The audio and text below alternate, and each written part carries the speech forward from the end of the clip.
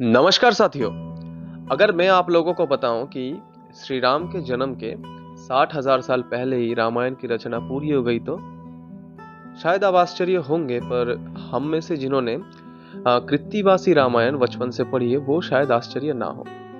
आप सभी ने शायद कंब रामायण के साथ वाल्मीकि रामायण की तुलना या फिर रामचरितमानस के साथ वाल्मीकि रामायण की तुलना के बारे में जाना होगा। तो आज मैं आप लोगों के सामने वाल्मीकि रामायण और कृत्तिवासी रामायण के एक तुलनात्मक आलोचना रखना चाहूंगा। तो पहले ही एक जो फर्क हमें मिलता है कि वाल्मीकि रामायण में श्री राम और वाल्मीकि मुनि ये दोनों एक ही काल के दो पात्र थे। आदि पर्व में जब वाल्मीकि मुनि जी ने एक चरित्रों की सूची बनाई थी कि ऐसा कोई मनुष्य, देव या यक्ष क्या धरती पे है या फिर इस जगत में है जिसमें ये सारे गुण हो, ये बात उन्होंने नारद मुनि से पूछी। फिर नारद मुनि ने उन्हें कहा कि जी मुनि जी, एक आदमी शायद है और वो है अयोध्या के इक्ष्वाकु वंश के राजा श्री राम। दूसरी तरफ हमें कृत्तिवासी रामायण में यह देखने को मिलता है कि रामचंद्र के जन्म के 60,000 साल पहले ही रामायण की रचना पूरी हो गई थी। तो ये एक बड़ा जो डिफरेंस है हमें देखने को मिलता है।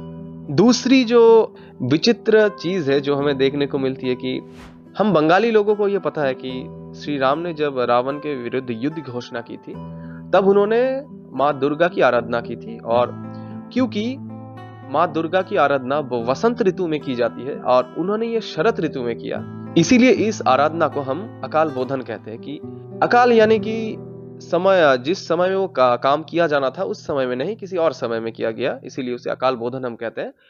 पर वाल्मीकि रामायण में ये हम सभी को पता है कि दुर्गा माँ की नहीं, उस समय श्री राम ने सूर्य देव की ही आराधना की थी, क्योंकि वो सूर्य वंश के थे और उन्होंने जो आदित्य हृदय मंत्र बोला था वो मंत्र उन्हें मिला था अगस्त्य मुनि से।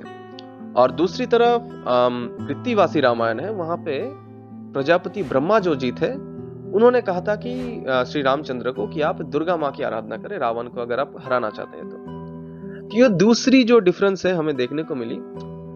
ये दो बड़े डिफरेंस थे और इसके अलावा भी कुछ चीज है जो इन दोनों रामायण में काफी हद तक अलग थे। जो रामचरितमानस के जो राम थे वो भी एक देवतुल्य मानव थे। यहाँ पर भी जो कृत्तिवासी रामायण है वहां पर भी श्री राम एक देवतुल्य मानव है जिनकी तुलना स्वयं ब्रह्म के साथ की गई है। पर इतना हमें पता है कि जो वाल्मीकि रामायण है वहां पे राम जी एक साधारण मनुष्य है। अवश्य एक देवतुल्य ना हो पर एक मर्यादा पुरुषोत्तम तो वो थे ही, और बस एक साधारण मनुष्य थे जिनकी एक साधारण मनुष्य की तरह ही कुछ गुण होते हैं, कुछ अवगुण होते हैं। तो अलौकिकता की दृष्टिकोण से भी अगर हम देखना चाहें तो वाल्मीकि रामायण में हमें अलौकिकता नहीं देखने को मिलती, जहां पे अलौकिकता भर भर के मिलती है हमें कृत्तिवासी रामायण में। कुछ उदाहरण आपके सामने मैं पेश करता हूँ। जब श्री राम लक्ष्मण जी को लेके ऋषि विश्वामित्र के साथ मिथिला की ओर बढ़ रहे थे, उनके रास्ते के बीच आता था यमुना नदी। अब वाल्मीकि रामायण में हमें देखने को मिलता है कि यमुना नदी श्री राम और लक्ष्मण जी और विश्वामित्र जो ऋषि थे उन्होंने एक छोटी नाव में पार की थी। पर यहाँ पे कृत्तिवासी रामायण में हमें देखने को मिलता है कि यमुना नदी का जो पानी था वो ही कम हो गया ताकि श्री राम जी यमुना पार कर सके। तो ये एक अलौकिक घटना थी जो हमें कृत्तिवासी रामायण में देखने को मिलती है। दूसरी एक चीज है कि शायद हर रामायण में आपको देखने को मिलती है कि लक्ष्मण रेखा।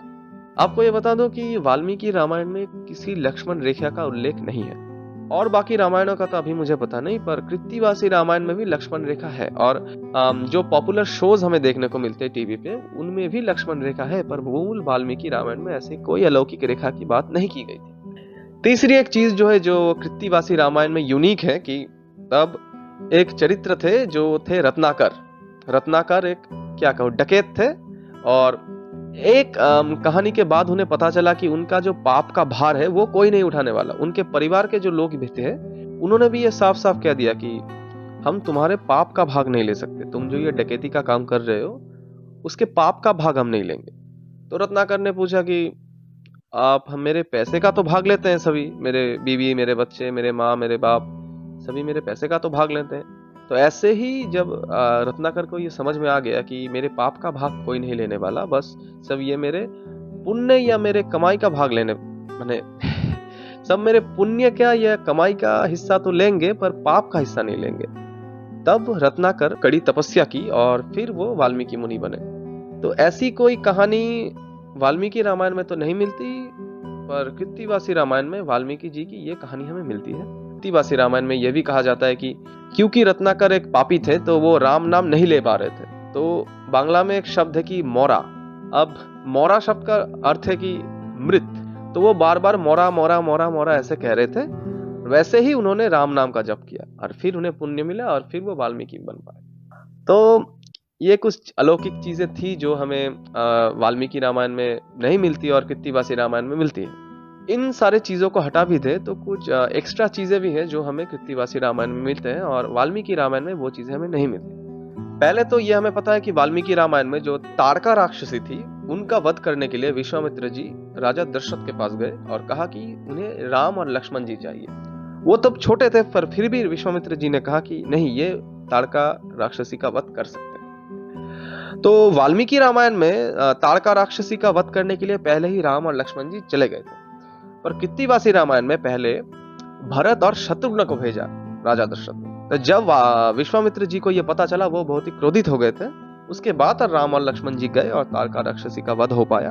पर पहले जो ये भरत और शत्रुघ्न जी की जाने की बात थी वो वाल्मीकि रामायण में नहीं थी, हमें कृत्तिवासी रामायण में ये मिलता है। दूसरी जो एक चीज एक्स्ट्रा चीज है कि रावण का संग जब विभीषण जी छोड़ना चाहे और राम जी के शरण में जाना चाहते थे, उस वक्त रावण ने उनका तिरस्कार किया और उनका बहिष्कार भी किया, पर उन्हें मारा नहीं था। वाल्मीकि रामायण में ये नहीं मिलता, पर कृत्तिवासी रामायण में हमें देखने को मिलता है कि रावण ने अपने भाई विभीषण जी को लात मार के निकाल दिया। अब शुद्ध भाषा में पदाघात किया, पर चीज तो वही है कि लात मार के निकाल दिया। तो ये चीज कृत्तिवासी रामायण में हमें देखने को मिलता है, पर वाल्मीकि रामायण में रावण ने बस अपने भाई का तिरस्कार और बहिष्कार ही किया था। आखिरी कुछ चीजों में पड़ता है कि जब मही रावण का जो किस्सा है कि पाताल लोक में जाके कैसे हनुमान जी ने उसका वध किया था, ये कहानी भी हमें बस कृत्तिवासी रामायण में ही मिलती है, वाल्मीकि रामायण में नहीं मिलती। तो ऐसे ही बहुत सारी चीजें हैं जो हमें वाल्मीकि रामायण में नहीं मिलती और कृत्तिवासी रामायण में मिलती है। अब दो रामायण की अगर तुलना की जाए तो ऐतिहासिक प्रामाणिक के रूप में इतिहासविद वाल्मीकि रामायण को जो महत्व देते हैं, दूसरे रामायणों को वो नहीं देते। अब रामचरितमानस हो, कृत्तिवासी रामायण हो, कंब रामायण हो, जैन रामायण हो, बौद्ध रामायण हो या फिर हो फिलीपींस का रामायण, ये ऐतिहासिक तौर पे इन्हें प्रामाणिक नहीं माना जाता, पर साहित्य का जो क्षेत्र है इनमें इनका योगदान हमें स्वीकार्य है। तो वो तुलसीदास जी हो या फिर कृत्तिवास जी हो, उन्होंने अपने तत्कालीन जो समाज था उसको मुद्दे नजर रखते हुए अपने अपने शैली से रामायण की रचना की। अब इनको गलत ठहराया जा सकता है, पर मुझे लगता है कि अब मैं तुलसीदास जी या कृत्तिवास जी किसी लेखक की निंदा नहीं करना चाहता। मैंने बस बताया कि इन दो रामायणों में क्या अंतर है।